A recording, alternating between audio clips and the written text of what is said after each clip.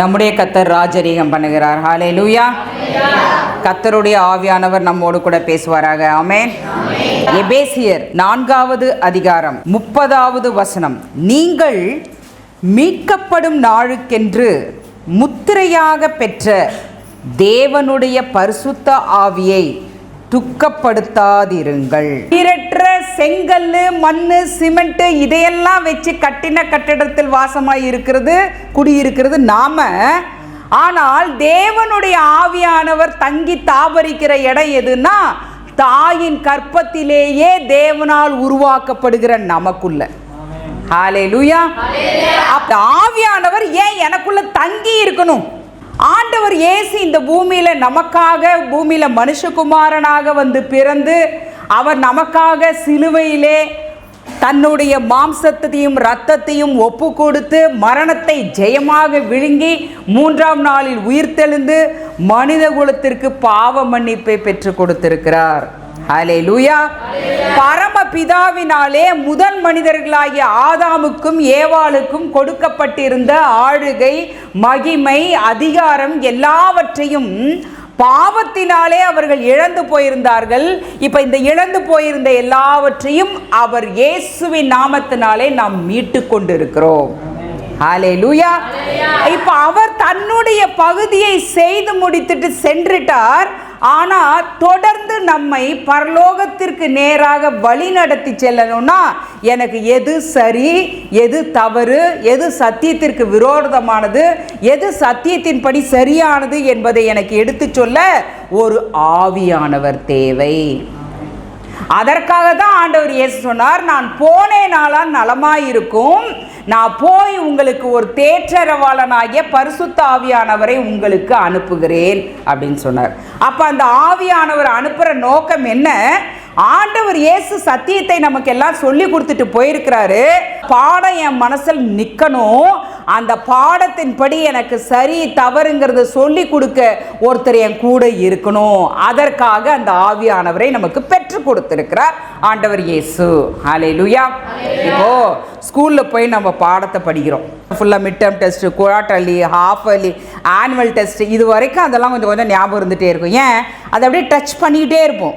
எனக்கு பிஇ படித்ததும் மறந்து போயிடுச்சு, எம்பிஏ படித்ததும் மறந்து போச்சு, எல்லாம் படித்து 30 வருஷம் ஆகிப்போச்சு. இப்போ நான் படித்ததில் எனக்கு 1% கூட எனக்கு ஞாபகம் இல்லை. 99%க்கு மேலே எல்லாத்தையும் மறந்து போயிட்டோம். புரியுதா? அப்போ அதை மறக்காமல் இருக்கணும்னா திரும்ப படிச்சுக்கிட்டே இருக்கும் பொழுது தான் அது ஞாபகம் நமக்கு இருந்துகிட்டே இருக்கும். நீங்கள் ஒரு ஆனுவல் எக்ஸாம்னா ஹோல் புக்கு ஃபுல்லாக படித்து நாங்கள் ஆனுவல் எக்ஸாமுக்கு எழுதுவோம்.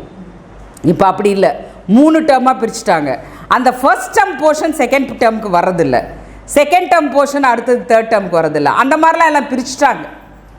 அதுவும் இப்போ எல்லாம் செமஸ்டர்னு வச்சுட்டு 2 எக்ஸாம் வைக்கிறோம். ஃபர்ஸ்ட் எக்ஸாம் போர்ஷன் 2வது எக்ஸாமுக்கு வர்றதில்லை. இப்போது நல்ல கார் டிரைவிங்லாம் நல்லா கற்றுக்குவாங்க. நானும் ஒரு காலத்தில் கற்றுக்கிட்டேன். லைசன்ஸ் எடுத்து கிட்டத்தட்ட 15 வருஷமாக நான் ஓட்டவே இல்லை. அதனால் எனக்கு டச் விட்டு போச்சு. மறுபடியும் ட்ரை பண்ணுறப்ப சுத்தமாக வர மாட்டேங்குது. தேவனுடைய வார்த்தைகளை இன்றைக்கு சுவிசேஷர்கள் மூலமாக, போதகர்கள் மூலமாக நம்ம கேட்குறோம். அது நம்ம மனசுக்குள்ளே இருக்கும். ஆனாலும் ஒரு சூழ்நிலை வரும் பொழுது இது தவறு, இது சரி, இப்படி பேசணும், இப்படி பேசக்கூடாது, இப்படி செய்யணும், இப்படி செய்யக்கூடாது, இதை எனக்கு எடுத்து சொல்லி கொடுக்க எனக்கு ஒருத்தர் வேணுமே. அதற்காக ஆண்டவர் பரிசுத்த ஆவியானவரை நமக்கு பெற்றுக் கொடுத்திருக்கிறார். ஆண்டவரே சொன்னார், அவர் வந்தால் பாவத்தை குறித்தும், நீதியை குறித்தும், நியாய தீர்ப்பை குறித்தும் கண்டித்து உணர்த்துவார். இவரை துக்கப்படுத்தக்கூடாது. ஹல்லேலூயா. சில பெற்றோர்லாம் பார்த்தோம்னா ரொம்ப சொற்ப வருமானம் உள்ளவர்கள்லாம் இருப்பாங்க.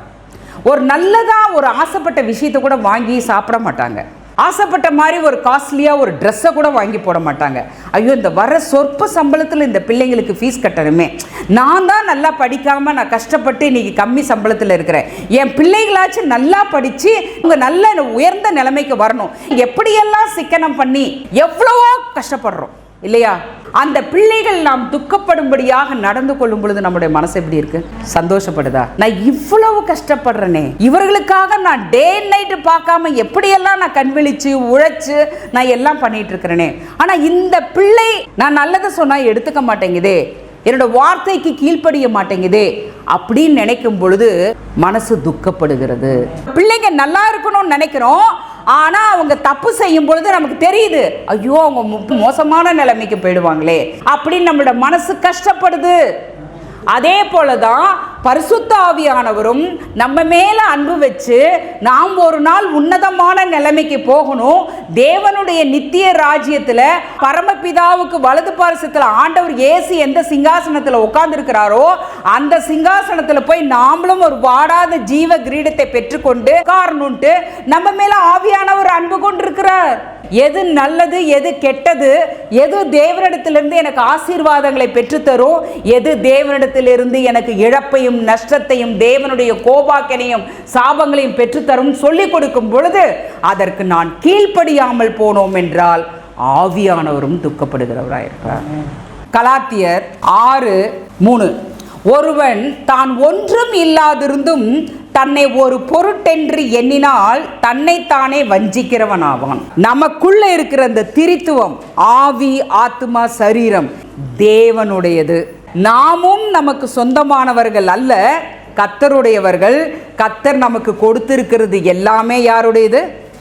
கர்த்தருடையது. கர்த்தர் நமக்கு கொடுத்திருக்கிற கணவன், மனைவி, உறவுகள், பிள்ளைகள், ஐஸ்வர்யம், எது கொடுத்திருந்தாலும் சரி அது எல்லாமே கர்த்தருடையது. நமக்குன்னு இந்த பூமியில ஒண்ணுமே இல்லைங்கிற புரிந்து கொள்ளுதலும் தெளிவும் நம்மளுடைய வாழ்க்கையில இருக்கணும். இந்த பூமியிலே வாழும் வரை அவர் கொடுத்ததை அவருடைய சித்தத்தின்படி பயன்படுத்தி கொள்ளவும் சத்தியத்தின்படி நடத்தி செல்லவும் நம்ம கையில கொடுத்திருக்கிறார் அப்படிங்கிற ஒரு தெளிவு இருந்தா நம்மளை பத்தி நம்ம பெருசா நினைக்க மாட்டோம். கலாத்தியர் 5வது அதிகாரம் 17வது வசனம், மாம்சம் ஆவிக்கு விரோதமாகவும் ஆவி மாம்சத்துக்கு விரோதமாகவும் இச்சிக்கிறது. நீங்கள் செய்ய வேண்டும் என்று இருக்கிறவைகளை செய்யாதபடிக்கு இவைகள் ஒன்றுக்கொன்று விரோதமாய் இருக்கிறது. இந்த ஆவியும் ஆத்மாவும் பரமபிதாவாகிய ஜோதியிலின் பிதாவிடத்திலிருந்து வந்தது. அதனால இந்த ஆவியும் ஆத்மாவும் ஆண்டவரை வாஞ்சிக்கும், ஆண்டவருடைய வழியில் வாழ்வதை வாஞ்சிக்கும். ஆண்டவர் ஆதாமுடைய சரீரத்தை எப்படி உண்டாக்குனாரு? மண்ணிலிருந்து உண்டாக்குனார். இந்த சரீரம் இந்த மண்ணுக்குண்டான விஷயங்களை தான் ரொம்ப நேசிக்கும். அதனாலதான் சங்கீதக்காரன் சொல்லுவான், என்னோட ஆத்மா மண்ணோடு கூட ஒட்டி கொண்டு இருக்கிறது. இந்த சரீரம் அழிந்து போகின்ற அநித்தியமான விஷயங்கள் மேலதான் ரொம்ப ஆசைப்படும். இது கண்ணினால் பார்க்கிற விஷயங்கள் மேல எல்லாமே ஆசைப்படும், கேட்கிற விஷயங்கள் மேல எல்லாமே ஆசைப்படும். அது நல்லதா கெட்டதா அப்படின்னு யோசிச்சு பார்க்காது, ஆனால் ஆசைப்படும். ஒரே உடம்பு தான். இந்த திரித்துவத்துக்குள்ளேயே ஒரு போராட்டம் நடந்து கொண்டிருக்கு. புரியுதா? மாம்சம் ஆவிக்கு விரோதமாக ஆசைப்படுது, ஆவி மாம்சத்துக்கு விரோதமாக ஆசைப்படுகிறது. ஆவியானவருக்கு விட்டு கொடுக்கிறவங்க ஆவியானவருக்கு கீழ்ப்படிஞ்சு அவரை துக்கப்படுத்தாம சந்தோஷமா அவரை வச்சுப்பாங்க. இப்ப ஆவியானவருக்கு இடம் கொடுக்காம மாம்சத்துக்கு இடம் கொடுக்கிற மாம்சத்தை சந்தோஷப்படுத்தி அந்த வழியில போயிட்டு இருப்பாங்க. ஆவியானவர் துக்கப்படுத்திட்டு போயிட்டே இருப்பாங்க. தாவீது தேவனால் தெரிந்து கொள்ளப்பட்ட ராஜா, பரிசுத்த ஆவியின் அபிஷேகத்தை பெற்றவர். ராஜாக்கள் எல்லாருமே யுத்தங்களுக்கு கிளம்பி போயிட்டாங்க. அப்ப இந்த ராஜாவும் என்ன பண்ணியிருக்கணும்? யுத்தத்துக்கு கிளம்பி போயிருக்கணும் தானே. ஆனா இந்த ராஜா யுத்தத்துக்கு கிளம்பி போகாம படையெல்லாம் அனுப்பிச்சிட்டு இவரை அரண்மனையிலே இருக்கிறாரு. இப்ப அரண்மனை உப்பரியில இவர் உலாவிட்டு இருக்கிறப்போ பத்சேபாலை பார்க்கிறார். இப்ப இவர் யுத்தத்துக்கு போயிருந்தார்னா பார்த்திருக்க மாட்டார். பத்சேபாலை பார்த்த உடனே ஆவியானவர் என்ன சொல்லியிருப்பார் தாவீது கிட்ட? வேண்டாம்ப்பா, இது உனக்கு கர்த்தர் கொடுக்காது, அது மேல நீ ஆசை வைக்காத அப்படின்னு உள்ள ஆவியானவர் சொல்லியிருப்பார். இப்ப மாம்சம் என்ன பண்ணுது? ஆவிக்கு விரோதமா ஆசைப்படுது. ஐயோ அழகா இருக்கா, அவளை அடைஞ்சே தீரணும் அப்படின்னு சொல்லிட்டு ஆசைப்படுது. அந்த ஆசைக்கு தன்னுடைய அதிகாரத்தை எல்லாம் துஷ்பிரயோகம் பண்றான். தேவனுடைய ஜனங்கள் பிசாசோடு யுத்தம் செய்ய பழகணும். நம்மை கீழ் நோக்கி இழுக்கும்படியாக பாவத்தில் விழுந்து போக செய்ய அவன் எப்பொழுது எவனை விழுங்கலாமோ என்று வகை தேடி சுற்றி அலைந்து கொண்டிருக்கிறான் நம்ம பார்க்கிறோம். அப்ப எப்படியாச்சும் நம்மளை கர்த்தருடைய சத்தியத்திற்கு விரோதமாக பாவம் செய்ய வைக்க அவன் எல்லா விதத்திலையும் நமக்கு முயற்சி செய்து கொண்டிருப்பான். அது நம்முடைய மாம்சம் மூலமாக இருக்கலாம், நம்மை சுற்றி இருக்கிறவர் மூலமாகவும் இருக்கலாம். அப்படி அவனுடைய வஞ்சக வலையில நம்ம சிக்கி கொள்ளாமல் இருக்கணும்னா இந்த ஆவிக்கு விரோதமா மாம்சம் ஆசைப்படுதே, இந்த ஆசையை நம்ம ஜெயிக்க பார்க்கணும். இப்ப தாவீதுனால ஜெயிக்க முடியல, பாவம் செய்து விடுகிறான். புரியுதா? இப்ப அந்த ஒரு பாவத்தை செஞ்சுட்டு எவ்வளவு அடி மேல் அடி. நீதிமானுக்கு சரி கட்டப்படும் என்று சொல்லப்பட்டிருக்கு. நம்ம செய்கிற ஒவ்வொரு தீமையான காரியத்திற்கும் கர்த்தர் இந்த பூமியிலே சரி கட்டியே தீருவார். நம்ம பாவத்திலிருந்து அறிக்கையிட்டு அதற்காக மனஸ்தாபப்பட்டு கர்த்தரிடத்தில் அறிக்கையிட்டு மனம் மாறி மனமாற்றத்துக்கு ஏதுவான கனிகளை கொடுக்கும் பொழுது கர்த்தர் நமக்கு பாவ மன்னிப்பை கொடுப்பார். அதே போல் நம்ம எந்த மனுஷனுக்கு விரோதமாக செஞ்சோமோ அந்த மனுஷனிடத்திலும் போய் நம்ம ஒப்புரவாகும் பொழுது அவரிடத்திலும் அந்த மன்னிப்பை நம்ம பெற்றுக்கொள்கிறோம். ஆனால் செய்த காரியத்திற்கு உண்டான சரி கட்டுதல் இந்த பூமியில் நடந்தே தீரும். அதில் கர்த்தர் யாருக்குமே பட்சபாதம் பார்க்கிற தேவன் அல்ல.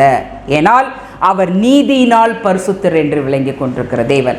அவருடைய சிங்காசனத்திற்கு ஆதாரமே அவருடைய நீதியும் நியாயமும் தான். ஒவ்வொரு கோர்ட்லையும் போய் உள்ளே போய் பார்த்தோம் அப்படின்னா நீதி தேவதைன்னு சொல்லிட்டு ஒரு சிலையை வச்சுருப்பாங்க. அது கண்ணு கட்டி இருக்கும், கையில் என்ன இருக்கும், தராசு இருக்கும். ஆனால் உண்மையிலேயே அது நடக்குதா? இல்லை. காசு கொடுக்குறவனுக்கு ஒரு மாதிரி நீதி, அதிகாரத்தில் இருக்கிறவனுக்கு ஒரு மாதிரி நீதி, அரசியல்வாதிக்கு ஒரு மாதிரி நீதி, கோடீஸ்வரனுக்கு ஒரு மாதிரி நீதி, ஏழைக்குனா ஒரு மாதிரி நீதி. ஆனால் தேவனுடைய செங்கோல் அப்படிப்பட்ட செங்கோல் அல்ல. அவருடைய ராஜ்யத்தின் செங்கோல் நீதியின் செங்கோலாய் இருக்கிறது. ஹல்லேலூயா. இந்த உலகமே வேண்டான்னு சொல்லிட்டு போயிட்டு எந்த மனுஷ சஞ்சாரமுமே இல்லாத ஒரு காட்டில் போயிட்டு உக்காந்து யாருமே வேண்டாம் நான் தனியாக இருக்கிறேன்னு சொல்லிட்டு அங்கே போய் இருந்தால் கூட அங்கேயும் நம்மளோட மனசு அலைவாய் தான் செய்யும். புரிஞ்சுட்டிங்களா? நான் ஒரு சின்னதாக ஒரு இது கேட்டேன். என்ன அப்படின்னா, ஒரு மனுஷன் நான் கடுமையாக தியானம் பண்ணணும், எந்த ஒரு டிஸ்டர்பன்ஸும் இல்லாமல் தியானம் பண்ணணும் அப்படின்னு சொல்லிட்டு தன்னை தனிமைப்படுத்திட்டு என்ன பண்ணான்னா போய் தியானம் உட்காந்தான். தியானம் உட்காந்து கொஞ்ச நேரத்தில் அந்த பக்கம் ஒரு பொண்ணு நடந்து போகுது. புரியுதுங்களா? இப்போ நடந்து போகிறத இப்போ அவன் பார்த்துட்டான். பார்த்த உடனே அடுத்த நாள் என்ன பண்ணுறான், அவன் கண்ணை கட்டிக்கிட்டான். கண்ணை கட்டிட்டு அடுத்த நாள் மறுபடியும் தியானம் உட்காடுறான். தியானம் உட்காடுறப்போ என்ன ஆகுது, அடுத்த நாள் மறுபடியும் அதே டைம் அந்த பொண்ணு அந்த பக்கம் கிராஸ் ஆகி போகுது. கிராஸ் ஆகி போகிறப்ப அந்த பொண்ணு போட்டுன்னா கொலுசோட சத்தம் கேட்குது. ஐயோ, இந்த சத்தம் கேட்டதுனால என்னுடைய தியானம் டிஸ்டர்ப் ஆகிடுச்சு அப்படின்னு சொல்லிட்டு அடுத்த நாள் என்ன பண்ணுறான், காதையும் நல்லா போட்டு அடைச்சிக்கிறான். சரி, 3வது நாள் தியானம் உட்காடுறான். புரியுதுங்களா? இப்போ அந்த பொண்ணு அதே டைம் போகுது. அந்த பொண்ணு தலையில் பூ வச்சுருக்கு. இப்போ அந்த பூ வாசம் இவனுக்கு இழுக்குது. வாசம் இழுத்த உடனே ஓ அந்த பொண்ணு தான் போகிறா அப்படின்னு சொல்லிட்டு இவன் மனசு நினைக்குது. அப்போவும் தியானம் கலைஞ்சு போச்சு. புரியுதுங்களா? இப்போ மூக்கி சேர்த்து என்ன பண்ணிட்டான், க்ளோஸ் பண்ணிட்டான். 4வது நாள் உட்காடுறான், தியானத்தில் உட்காடுறான். கரெக்டாக அந்த டைம் வந்தோடனே அவள் வந்திருப்பாளா அப்படின்னு மனசு நினைக்குது. வந்திருப்பாளா, கிராஸ் பண்ணி போயிட்டாளா? புரியுதா? அப்போது இந்த உலகத்தில் மனுஷ சஞ்சாரமே எனக்கு வேண்டாம்னு நினச்சி ஒரு இடத்துல போய் உட்காந்தாலும் அங்கேயும் மனம் அலைபாய்ந்து கொண்டு இருக்கும். ஹல்லேலூயா. இந்த மனசு தான் எல்லாத்துக்கும் காரணமே இதுதான். புரியுதா? இந்த மனசை ஒரு கடிவாளம் போட்டு கட்டுவதற்கு நாம் ஆவியானவருடைய பலன் இல்லைன்னா அது முடியாது. ஹல்லேலூயா. நான் யாரும் இல்லைன்னா தனிக்காட்டில் போய் உட்காந்துட்டு நான் பாட்டுக்கு நல்லா தூய்மையாக வாழ்ந்துருவேன்னா இல்லை. நம்மளை சுற்றி எல்லாரும் இருக்கணும், உறவுகள் இருக்கணும், திருச்சபை மக்கள் இருக்கணும், உலகத்தார் இருக்கணும், தேவனை அறிந்தவர்கள் அறியாதவர்கள் எல்லாரும் இருக்கணும். அவர்கள் மத்தியில் நாம் பரிசுத்தமாய் வாழணும். இதுதான் கிறிஸ்தவ வாழ்க்கைக்கு இருக்கிற ஒரு மகா பெரிய டெஸ்ட். அதே கலாத்தியர் 5வது அதிகாரம் 13வது வசனம், சகோதரரே நீங்கள் சுயாதீனத்திற்கு அழைக்கப்பட்டீர்கள். இந்த சுயாதீனத்தை நீங்கள் மாம்சத்திற்கு ஏதுவாக அனுசரியாமல் அன்பினாலே ஒருவருக்கொருவர் ஊழியம் செய்யுங்கள். சில இடங்கள்லாம் பார்த்தோம்னா கொத்தடிமைகள் மாதிரி சிலரை வச்சுருப்பாங்க. அவங்க செஞ்ச வேலைக்கு இவங்க என்ன சாப்பாடு கொடுக்குறாங்களோ அதை மட்டும் சாப்பிட்டுக்கணும். புரியுதா? வேறு ஒன்றும் அவங்கள பேசுகிறதுக்குலாம் அங்கே வாய்ப்பே இருக்காது. பேசுகிறதுக்கு வாய்ப்பே இருக்காது. பாருங்கள், கர்த்தர் அந்த அழகாக ஏதேன் தோட்டத்தை உண்டாக்கி அதில் நிறைய விருட்சங்களை எல்லாம் வைத்து நடுவில் ஜீவ விருட்சத்தையும் வைத்து நன்மை தீமை அறிகிற அந்த கனி விருட்சத்தையும் வைத்து கர்த்தர் ஒரு கட்டளை கொடுக்குறார். நன்மை தீமை அறிகின்ற இந்த கனியை நீ என்ன பண்ணாத, சாப்பிடாதன்னு தான் சொன்னார். சாப்பிட முடியாதபடிக்கு அவனுக்கு விலங்கு போட்டு வச்சாரா? அந்த தேவன் நமக்கு ஒரு சுதந்திரத்தை கொடுத்திருக்கிறார். ஆனால் நம்ம இந்த சுயாதீன பிரமாணத்தை நம்முடைய ஆத்மா நரகத்துக்கு போயிடுற மாதிரி நம்ம அதை பயன்படுத்திடக்கூடாது. இப்போ பிள்ளைகளுக்கு நம்ம பெற்றோர்கள் சில சுதந்திரத்தை கொடுக்குறோம். அவங்க கர்த்தருக்கு பிரியமானவர்களா, கர்த்தருக்கு பயந்து கீழ்ப்படிஞ்சு உண்மை முத்தமாக இருப்பாங்க அப்படிங்கிற ஒரு நம்பிக்கையோடு தான் அவங்களுக்கு ஒரு சுதந்திரமே கொடுக்குறோம். அவர்கள் நமக்கு ஒரு நம்பிக்கை துரோகம் செய்து அந்த சுதந்திரத்தை தப்பாக பயன்படுத்திட்டாங்கன்னா அவங்களோட வாழ்க்கை என்ன ஆகும்? சீரழிஞ்சு போகும். இன்னைக்கு நிறைய பிள்ளைகளை பார்க்குறோம். அந்த பிள்ளைகள் பொய் சொல்லிட்டு தங்களுடைய வாழ்க்கையை அழித்துக் கொள்வதற்கான காரியத்தை செஞ்சாங்கன்னா அவங்க என்ன ஆகும்? அவங்க முடிவு. இன்னைக்கு எத்தனை விஷயங்களை ஒவ்வொரு நாளும் நியூஸ் பேப்பரில் படிக்கிறோம், மீடியாவில் பார்க்குறோம். பிள்ளைகள் இன்னைக்கு ஃபேஸ்புக் மூலமாக, இன்ஸ்டாகிராம் மூலமாக, வாட்ஸ்அப் மூலமாக தங்களுடைய வாழ்க்கையே குலைத்து போட்டு கொண்டிருக்கிறாங்க. சுயாதீனத்தை தங்களுடைய நன்மைக்கு எதுவாக பயன்படுத்தணும், தீமைக்கு எதுவாக பயன்படுத்தி விடக்கூடாது. தன்மேல் பெற்றோர் வைத்திருக்கிற நம்பிக்கைக்கே துரோகம் இழைத்து விடுகிறார்கள். அப்பா அம்மாவை ஏமாத்திட்டோம்னு நினைக்கிறாங்க, கர்த்தரை ஏமாத்திட்டோம்னு நினைக்கல. இளைய குமாரன் வந்து அப்பா கிட்ட என்ன சொன்னா? உமக்கும் பரத்திற்கும் விரோதமாக பாவம் செய்தேன். அவன் அழிச்சது அப்பாவோட சொத்தை. இப்ப பிள்ளைகளுக்கு அந்த உணர்வு இல்லை. யோசிக்காதபடிக்கு அவருடைய கண்கள் மறைக்கப்பட்டு விடுகிறது, இருதயம் வஞ்சிக்கப்பட்ட நிலைமையில் இருக்கு. இப்பதான் பிள்ளைங்க ஒரு பாட்டு பண்ணாங்க பார்த்தீங்களா? நானும் ஒரு கம்ப்யூட்டர், கீபோர்டு மவுஸ் எல்லாம் ஆண்டவருடைய கையில். நல்லா ஆண்டவர் நல்ல ஒரு ஆப்ரேட்டிங் சிஸ்டம் போட்டு, நல்லா அவருடைய ஜீவனுள்ள வார்த்தைகள் எல்லாம் ஆப்ரேட்டிங் சிஸ்டமில் போட்டு எல்லாத்தையும் நல்லா இன்ஸ்டால் பண்ணி, அவர் கையில் தான் மவுஸ் இருக்குது, அவர் கையில் தான் கீபேட் இருக்குது. ஆனால் எங்கேருந்து வைரஸ் வந்தது? வைரஸ் வருதா இல்லையா? வைரஸ் ஆண்டவர் இன்ஸ்டால் பண்ணியா வச்சாரு? எப்படிலாம் வைரஸ் உள்ள சிஸ்டத்துக்குள்ளே வருது, கம்ப்யூட்டருக்குள்ளே? நீங்கள் இன்னொருத்தருடைய ஒரு டிஸ்கையோ ஒரு ஓடிஜியோ ஒரு சிப்பையோ வாங்கி உள்ளே போடுறீங்க அப்படின்னா, போடுறதுக்கு முன்னாடி நீங்கள் என்ன பண்ணணும்? அதில் ஏதாச்சும் கரப்ஷன் இருக்கான்னு நீங்கள் செக் பண்ணாமல் டைரெக்டாக அதை ஓப்பன் பண்ணிங்கன்னா வைரஸ் உள்ள நுழையுமா நுழையாதா? நுழையும் தானே. இப்போ நம்மளை சுற்றி இருக்கிறவங்க நம்மக்கிட்ட நிறைய விஷயங்களை குறித்து பேசுவாங்க. அதில் எது நல்லது எது கெட்டது அப்படின்னு நான் சத்தியத்தின்படி சீர்தூக்கி பார்க்காம அதை அப்படியே நான் ஃபாலோ பண்ணுறேன்னா எனக்குள்ளே என்ன என்ட்ராகும்? வைரஸ் என்ட்ராகும். நீங்கள் உங்களுக்கு தேவையான சில சாஃப்ட்வேர்ஸ், உங்களுக்குன்னு தேவையானதை எல்லாமே நெட்டில் நிறைய கிடக்குது, டவுன்லோட் பண்ணி நீங்கள் இன்ஸ்டால் பண்ணுவீங்க. அப்படிப்பட்ட சாஃப்ட்வேர்ஸ் மூலமாக, இன்டர்நெட் மூலமாகவே உங்களுடைய சிஸ்டத்துக்குள்ள வைரஸ் நுழையும். இன்னைக்கு இந்த மொபைல் ஃபோனில் மீடியாவில் எக்கச்சக்கமான தேவ செய்திகள்ன்ற பேரில் எக்கச்சக்கமாக இருக்குது. இந்த ரெடிமிக்ஸில் எது என்னோட ஆத்மாவுக்கு நல்லது கெட்டதுன்னு தெரியாமல் அதில் போய் நம்ம அப்படியே கேட்டு அதை அப்படியே ஃபாலோ பண்ணோன்னா வைரஸ் உள்ள நுழையும். ஒரு எவாஞ்சலிஸ்ட் சொல்கிறார், லஞ்சம் வாங்குறதுலாம் தப்பு இல்லைங்க, நீங்கள் லஞ்சம் வாங்கிட்டு தசம்பகத்தை காணிக்கையில் போட்டிங்கன்னா ஒன்றுமே பிரச்சனை இல்லைங்க, கர்த்தர் ஒன்றுமே செய்ய மாட்டார் அப்படிங்கிறார். அதை நீங்கள் கேட்குறீங்க மீடியாவில். இப்போ உங்களுக்கு என்ன தோணும்?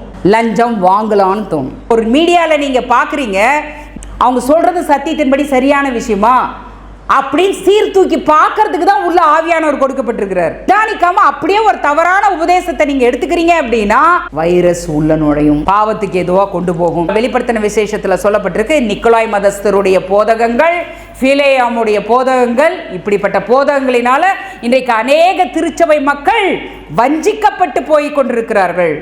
எலிசாவோட காலத்துல பார்த்தோம் அப்படின்னா பஞ்சம். இப்போ தீர்க்கதரிசிகளோட புத்திரருக்கெல்லாம் சாப்பாடு செய்ய சொல்கிறாரு எலிசா. அப்போ ஒருத்தன் போய் என்ன பண்ணால், கீரையை போய் பறிச்சுட்டு வரேன்னு சொல்லிட்டு கீரைக்கு பதில் என்னத்தை எடுத்துகிட்டு வந்தான்? பேய் கொம்மட்டிக்காய் எடுத்துகிட்டு வந்தான். கீரை உடம்புக்கு நல்லது, பேய் கொம்மட்டிக்காயை சாப்பிட்டா சாவு தான். போட்டான், அரிஞ்சு பானையில் போட்டான், நிறைய சாவு இருக்குன்னு கத்துறாங்க எல்லாரும். அதுக்கப்புறம் அவர் ஒரு மாவை கொண்டு சொல்லி இந்த மாவை தூக்கி பானையில் போட்ட உடனே சாவு நீங்கிடுச்சு. கீரைன்னு நினச்சிட்டு போய் நான் பேய் கொம்மட்டிக்காயை போய் இதுலேருந்து எடுத்துடக்கூடாது, டவுன்லோட் பண்ணிடக்கூடாது. ஏன்னா தலையை பார்த்தா எல்லாம் ஒரே மாதிரி பச்சையாக தான் இருக்குது. வஞ்சிக்கப்பட்டு விடக்கூடாது, ஏமாந்து போய் விடக்கூடாதுன்னு எனக்கு சொல்லித்தரத்துக்கு தான் எனக்கு கூட பரிசுத்த ஆவியானவரை பிதா கொடுத்துருக்கிறார். இப்போ நிதானித்து பார்த்து நலமானதை எடுத்துக்கொள்ள பழகணும். ஆனால் நம்ம இப்போ இதெல்லாம் செய்யறது இல்லை. செய்யாததுனால கீபோர்ட் மவுஸ் அவர் கையில் இருந்தாலும் வைரஸ் உள்ள என்ட்ராகி போயிடுது. அந்த வைரஸ் மேலே நீங்கள் எந்த ஒரு ஆக்ஷனும் எடுக்கலன்னா ஒரு ஸ்டேஜில் அந்த சிஸ்டம் என்ன ஆகும்? டோட்டலாக கரப்ட் ஆகி ஹேங் ஆகி நீங்கள் யூஸ் பண்ண முடியாத நிலைமைக்கு ஆகி போயிடும்.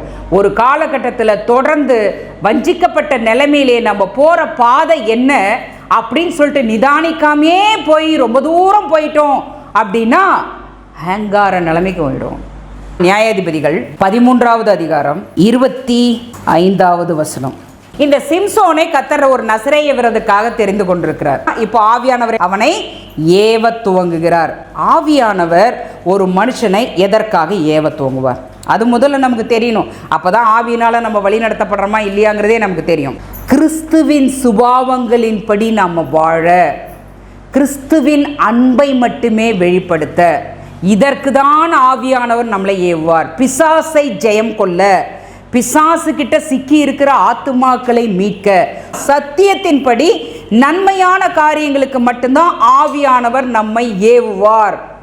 சத்தியத்திற்கு விரோதமான காரியங்களுக்கு பரிசுத்த ஆவியானவர் ஒருபோதும் ஒருத்தரை ஏவ மாட்டார். முதல்ல இதை மட்டும் தெரிஞ்சு வச்சு. இவன் திராட்சை ரசமே குடிக்க கூடாது நசரேய விரதத்தின்படி. இப்போ அங்க திராட்சை தோட்டத்துக்கு போறான். இப்போ அங்க ஒரு சிங்கம் வருது. 14வது அதிகாரம் 6வது வசனம். கர்த்தருடைய ஆவி அவன் மேல் பலமாய் இறங்கினதினால் அவன் கையில் ஒன்றும் இல்லாதிருந்தும் அதை ஒரு ஆட்டுக்குட்டியை கிழித்து போடுகிறது போல கிழித்து போட்டான். நசரேய விரதத்தின்படி அவன் செத்து போன பணத்துக்கிட்டு இருக்கக்கூடாது. அது மிருகமாக இருக்கலாம், பறவையாக இருக்கலாம், மனுஷனாக இருக்கலாம். மொட்டையடிச்சு 1 இயர் வீட்டில் இருந்து முடியெல்லாம் வளர்ந்து அதுக்கப்புறம் ஆலயத்தில் போய் ஆசாரியன்ட்ட சொல்லி காணிக்கையெல்லாம் செலுத்திட்டு பழியெல்லாம் செலுத்திட்டு அதுக்கப்புறம் தான் மறுபடியும் வெளியே உலகத்தில் நடமாட ஆரம்பிக்கணும். இதுதான் நசரேய விரதத்தோட ஒரு கண்டிஷன். இவன் மறுபடியும் நம்ம அடிச்சு போட்டோமே அந்த சிங்கம் அது என்ன நிலைமையில் இருக்குதுன்னு பணத்தை பார்க்க மறுபடியும் போகிறான். புரியுதா? அந்த பணத்தை பார்க்க போகிறப்ப அதுக்குள்ளே இப்போ என்ன இருக்குது? தேன் கூடு இருக்குது. பிணத்துக்கிட்ட இருக்கிற தேன் கூட எடுத்து இவன் சாப்பிட்றான். தேவனுடைய மக்கள் யாருக்கிட்ட இருந்து என்ன ஏற்றுக்கணும்னு முதல்ல தெரிஞ்சுக்கணுங்க. பிசாசுக்கிட்ட இருந்தோ பிசாசுடைய கூட்டத்தார்கிட்ட இருந்தோ ஒரு ஆணி கூட வாங்காதீங்க. தேவனுடைய ஆவியானவர் ஒரு கட்டத்தில் பலமாக அவன் மேலே இறங்கினாரு. ஆனால் இறங்கின ஆவியானவர் இப்போ என்ன ஆனாரு? நசரேய விரோதத்துக்கு விரோதமான காரியத்தை செய்யும் பொழுது ஆவியானவர் அவன் விட்டு போயிடுறாரு. அவனுக்கு தன்னை விட்டு ஆவியானவர் போனதுக்கு தெரியல. தொடர்ந்து என்ன பண்ணிட்டு இருக்கிறான்? தவறான காரியத்தை அவன் செஞ்சுட்டு போய்கிட்டே இருக்கிறான். நியாயாதிபதிகள் 15வது அதிகாரம் 14வது வசனம். அவன் லேகி வரைக்கும் வந்து சேர்ந்த பொழுது பெலிஸ்தர் அவனுக்கு விரோதமாய் ஆரவாரம் பண்ணினார்கள். அப்பொழுது கர்த்தருடைய ஆவி அவன் மேல் பலமாய் இறங்கினதால் அவன் கையில கட்டியிருந்த கயிறுகள்லாம் நெருப்புப்பட்ட நூல் போல அவன் கட்டுகள் அவன் கைகளை விட்டு அருந்து போயிற்று. ஒரு கழுதையுடைய பச்சை தாடை எலும்பினால 1000 பேரை கொன்று போட்டான். ஆவியானவர் வந்து இறங்குகிறார். அப்போ ஒரு பலத்த ஒரு காரியத்தை செய்யறான். மறுபடியும் சத்தியத்திற்கு விரோதமான காரியத்தை செய்யும் பொழுது ஆவியானவர் அவனை விட்டு போய்விடுகிறார். மறுபடியும் ஒரு காரியம் யுத்தம் வரும்பொழுது அந்த இடத்துல ஆவியானவர் மறுபடியும் வந்து இறங்குகிறார். இப்படி இருக்கக்கூடாது. தொடர்ந்து துக்கப்படுத்திட்டே இருக்கிறான். நசரேய விரதத்தில் எதெல்லாம் செய்யக்கூடாதுன்னு கர்த்தர் சொல்லி கொடுத்தாரோ அத்தனை மீறி செஞ்சுட்டு போயிட்டே இருக்கிறான். புறஜாதியாரை கல்யாணம் பண்ணிக்கூடாது, கல்யாணம் பண்ணிக்கிறான். அடுத்தடுத்து பொண்ணுங்களோட போறான். கடைசியில் கர்த்தர் அவங்க கையில தான் இவனை ஒப்பு கொடுத்து அந்த நசரேய விரதத்தை செய்ய வைக்கிறார். தேவனுடைய வார்த்தைகளை மீறி இந்த பூமியில யாரையும் திருப்திப்படுத்துவதற்கு நம்ம மனசுல ஒரு சின்ன எண்ணத்தை கூட இடம் கொடுக்கக்கூடாது. கர்த்தரை சந்தோஷப்படுத்துவதற்காகத்தான் ஆண்டவர் இயேசுடைய ரத்தத்தினால நம்ம மீட்கப்பட்டிருக்கிறோமே தவிர இந்த பூமியிலே மனிதர்களை திருப்திப்படுத்துவதற்காக அல்ல.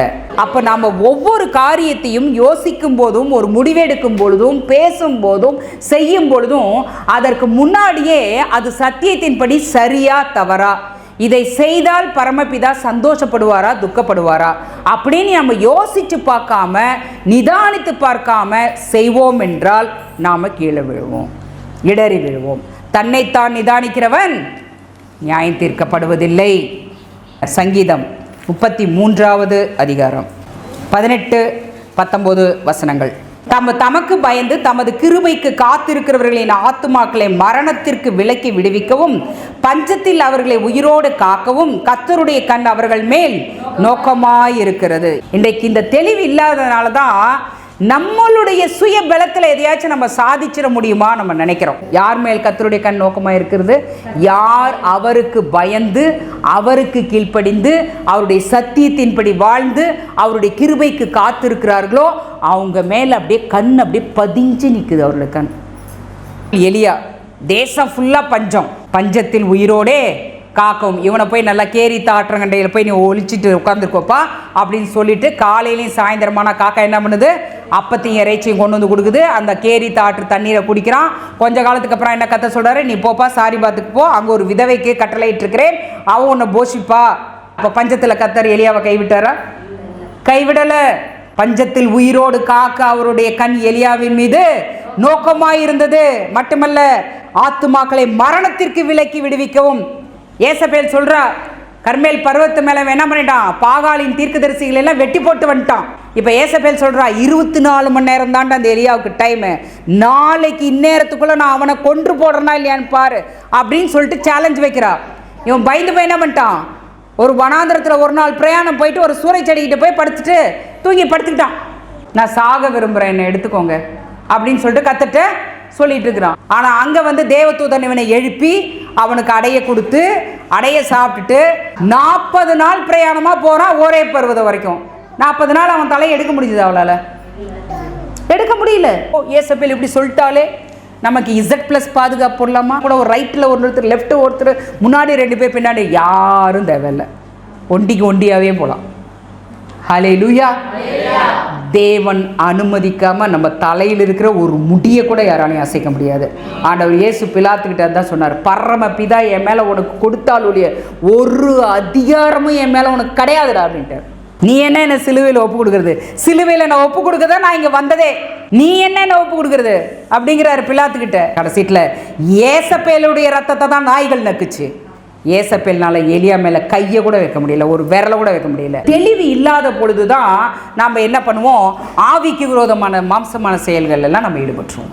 1008 மண்டை போட்டு உடைச்சு 1008 முயற்சிகளை பண்ணி இன்னும் உலகத்தில் ஒரு 100 பேர்த்திட்ட சொல்லி அவங்க கொடுக்குற அத்தனை ஐடியாவையும் நம்ம ஃபாலோ பண்ணி ஒட்டுமொத்தமாக விசுவாசம் இல்லாமல் ஓட ஆரம்பிச்சிருவோம்.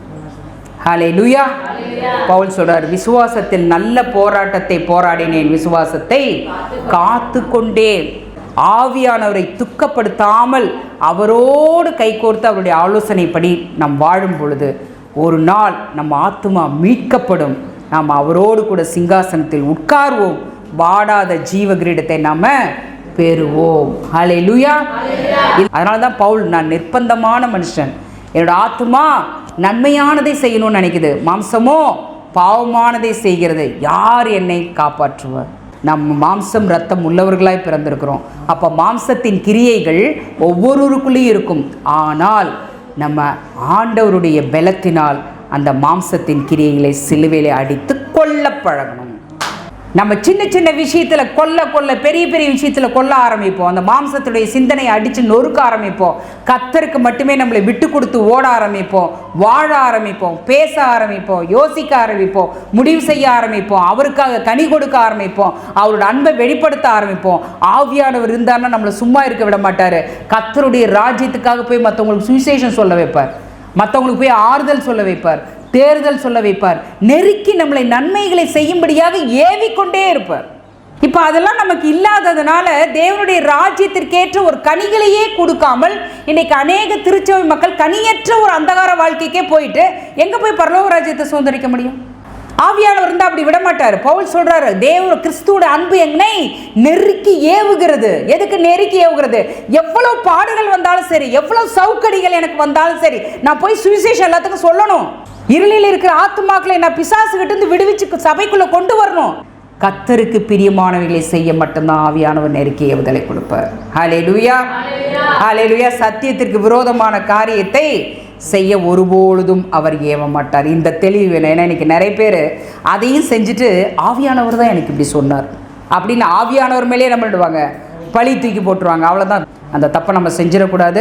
ஆவியானவர் நமக்கு போதுமானவராக இருக்கிறார். நாம் பெற்றுக்கொண்டிருக்கிற அபிஷேகம் எல்லாவற்றிற்கும் போதுமானதாக இருக்கிறது. ஆனால் அவரை துக்கப்படுத்தாதபடிக்கு எச்சரிக்கையார். கண்களை மூடலாம். Thank my father. சர்வவல்லமையுள்ள பிதாவே, நீர் எங்களுக்கு கொடுத்திருக்கிற பரிசுத்த ஆவியானவருக்காய் நன்றி தகப்பனே. எங்களோட ஆவி உம்முடைய சத்தியத்தின் பாதையில நடக்க நினைத்தாலும் மாம்சம் அப்பா அனித்தியமான பாவ சந்தோஷங்களை இச்சிக்கிறது தகப்பனே. சாசானோட வஞ்சக வலையிலே சிக்கிக் கொள்வதற்கு ஏதுவான காரியங்கள் வாழ்க்கையிலே வருகிறது தகப்பனே. ஆனால் அவற்றை எல்லாம் உம்முடைய ஆவியின் பலத்தினாலே நாங்கள் மேற்கொண்டு நாங்கள் ஜெயம் கொள்ளுகிறவர்களாய், முற்றம் முடிய நாங்கள் ஜெயம் கொள்ளுகிறவர்களாய், இறுதி வரை உம்முடைய சத்தியத்தின் பாதையிலே நிலைத்து நிற்கிறவர்களாய், உமக்கு பயப்படுகிறவர்களாய், உமக்கு கீழ்ப்ப கீழ்ப்படுகிறவர்களாய், உம்முடைய ராஜ்யத்திற்கென்று அப்பா உழைக்கிறவர்களாய், ஓடுகிறவர்களாய், அநேகருக்கு நாங்கள் சுவிசேஷம் சொல்லுகிறவர்களாய், தீமைக்கு பதில் செய்யாமல் தீமை செய்கிறவர்களுக்கும் நன்மை செய்கிறவர்களாய், எங்களை பகைக்கிறவர்களை நாங்கள் சிநேகிக்கிறவர்களாய், அவர்களுக்காகவும் நாங்கள் ஜெபிக்கிறவர்களாய், ஆண்டவர் இயேசுவின் மூலம் சொல்லப்பட்ட சத்திய வார்த்தைகளின்படி நாங்கள் நடக்கிறவர்களாய், உம்முடைய சத்தியத்திற்கு சாட்சியுள்ள ஜீவியம் செய்கிறவர்களாய், இறுதி வரை முற்றிலுமாய் நல்ல கனிகளை கொடுக்கக்கூடிய உயர்ந்த குல திராட்சை கொடிகளாய் நாங்கள் நிலைத்து நிற்க கத்தாவே, எங்களுடைய வேர்கள் எல்லாம் உங்களுடைய அன்பிலும் உங்களுடைய விசுவாசத்திலும் கத்தாவே ஆழமிட்டு வளர கத்தாவே உதவி செய்யுங்க. எங்களுடைய விசுவாசத்தை வர்த்திக்க பண்ணுங்க. உங்களுடைய ஆவியானோட அமர்ந்த மெல்லிய சத்தத்திற்கு எங்களை விட்டு கொடுக்க உதவி செய்யுங்க தகப்பனே. ஹல்லேலூயா. மாம்சத்தின் கிரியைகளை ஆவியின் பலத்தினாலே நாங்கள் கொன்று கத்தாவே, சிலுவையிலே கொன்று கத்தாவே நாங்கள் முற்றுமுடிய ஜெயிக்கிறவர்களாக காணப்படணும் தகப்பனே. ஒரு நாள் நாங்கள் மீட்கப்படுகின்ற நாளிலே ராஜா எஸ்டடி நாங்கள் வாடாத ஜீவ கிரீடத்தை உம்மிடத்தில் பெற்றுக்கொள்வோம் தகப்பனே. பாவத்திற்கு விரோதமாய் போராடுகின்ற பலத்தை எங்களுக்கு கொடுத்து, பிசாசின் கிரியைகளை ஜெயிக்கின்ற பலத்தை எங்களுக்கு கொடுத்து, நீ ஞானமாய் எங்களை வழிநடத்தும்படியாக, தொடர்ந்து பரம கானானுக்கு நேராக நடத்தும்படியாக, இந்த பூமியிலே எங்களுடைய தேவைகளையும் நீ சந்தித்து தரும்படியாக ஆண்டவர் இயேசுவின் நாமத்தில் ஜெபிக்கிறோம் பிதாவே. ஆமென்.